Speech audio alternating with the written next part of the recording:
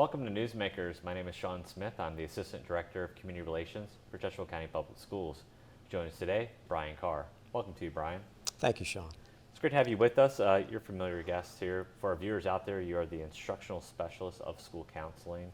And one of the things we want to talk about today is you always have the benefit of having some preliminary statistics that you can come share with us about previous year's graduates and share with us kind of what you've learned so far. Every June, our high schools take a look at the preliminary, what we call preliminary data of graduates for the 2015 class. And in that, high schools use that data to look for trends or opportunities or even areas of growth that they can plan for and look towards in the summer for the upcoming school year. And as you kind of look at that report, tell us about some of the findings you had and some surprising ones at that. Well, the findings are, because year to year we have such mass data, we have approximately 4,300 graduates in 11 ceremonies, which is a large number. And of that, we discern and look at, of course, what the ultimate opportunity is for education, and that is what do students do or look towards doing after high school. And we continue to trend forward with the numbers of graduates with advanced studies diplomas. Those are still around 50%. Our standard diploma students are about 36%.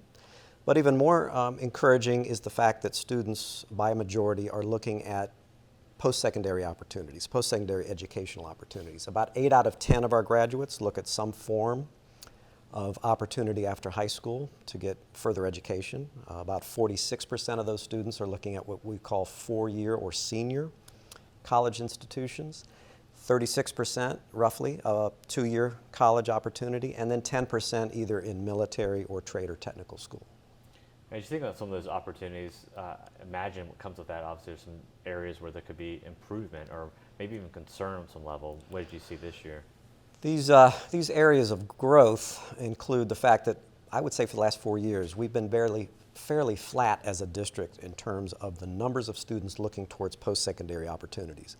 We've been fairly consistent in the number of students who earn an advanced studies diploma.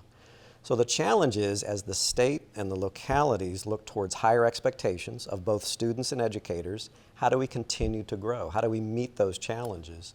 And that's what high schools, students, families, stakeholders, all of us look at. How do we look at higher demands and still achieving what we know is a very competitive global market? Now, obviously, you talk about the opportunities there. One of the keys from the school administrator's perspective is having that school counselor be part of that discussion with that student, with that family. Share with us kind of the role of the school counselor, but also what can a family look towards that staff member? So a school counselor is an educator, not a direct mental health provider, but an educator who has special skills, attitudes, and training to help students in 3 areas of growth, and that is in academic performance, social emotional learning, and then what we call career transition, some of the stats I just shared with you. So that can be anything from a day-to-day routine. How does a student who has challenges and needs get through a week? How does a student go from elementary to middle school to high school? Or how does a student, more importantly, gain scholarship information, let's say, for a transition out of high school? So for families, the school counselor is the first point of contact on a number of needs and questions. And so we would encourage our families to, A, get to know the school counselor, and B, to understand a little more about what they do and how they do it.